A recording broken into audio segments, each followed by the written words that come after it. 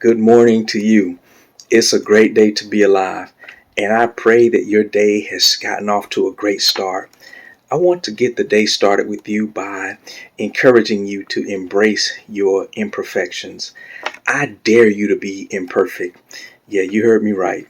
I dare you to be imperfect.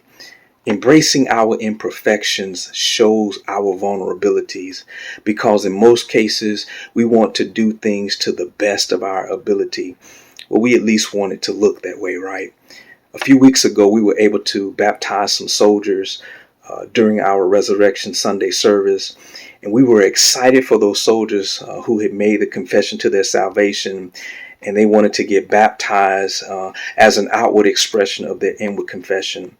Now, understand this, I have baptized many people before, but those baptisms have always been inside of a church building, using the baptismal pool, never on a platform where I'm out in the field with soldiers as an army chaplain. And so we had to hurry, we had to scurry to get a makeshift baptismal together, but we were able to work it out. And what I thought would have been a perfect moment had some flaws. We had some moments that I thought could have been a whole lot better. At least that's what I thought, right?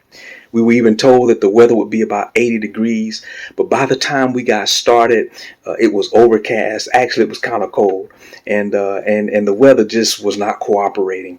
Sometimes we try to do what we do for Christ and for the kingdom with perfection, but we don't always get it right. Sometimes we are intimidated because we may not get it right. But we must remember that doing this work isn't always going to be perfect. Even in your own personal life, you're going to make some errors. You're going to make some mistakes. But it's in those errors, it's in those mistakes that some of the best blessings come as a result of us getting it wrong. And I just said all of that to say to you this morning, even when things don't work out like you think it should, God continues to work through us in those imperfect spaces of our lives to bring glory and honor to God's name. Let's pause for a moment. I'll come right back. In this first clip, we're both standing. He's not a very heavy guy, and I knew I could hold him up, at least I thought. And so I decided we would just stand and I would dunk him under and bring him back up. Well, as he's going down, I'm also going down because the bottom of the pool is very slippery. And now you see the result. Looks like total chaos. We both end up in the pool together.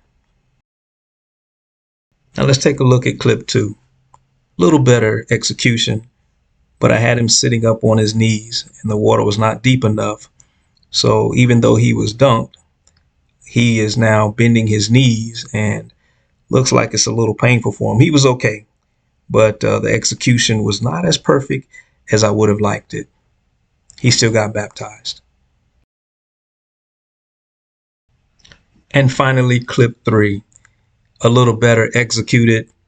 I had him sitting down in the water, and listen, the water was frigid. It was cold for all of us. I was able to baptize him. He went under the water, and as you can see, he was ready to get out of it because it was just that cold. But it went a whole lot better than what I thought it would have. Even still, all 3 were great. 1 Peter 1:16, God says to us, be holy because I am holy. Doesn't mean that you're always going to be perfect.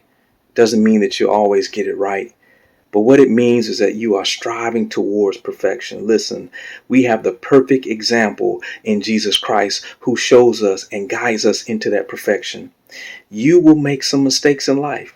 You're going to do some things that might not quite get it right. But don't beat yourself up. Don't be so hard on yourself. Don't hang your head low. Keep your head up. And know that even in the imperfect spaces of your life, God is still able to do a perfect work through you and in you. Remember, it's not about you anyway. It's not about us. It's about promoting the kingdom of God. So let's go forward on this day. Let's embrace our imperfections. I dare you to be imperfect today, knowing that God will still use you best just as you are. Here's the hope. When the Lord comes back and when Christ redeems us, we'll be made just like him, perfect, just like Christ. And that's the hope for us, is that when we're redeemed, we will be just like him. I pray that you'll have an awesome day. I pray that you will declare with your mouth that today is a great day. It's a great day to be alive. So let's go out and live victoriously our best life, even in our imperfect spaces. Remember to feed your faith. When you feed your faith, you starve your doubts to death. Have an awesome day. Peace and blessings.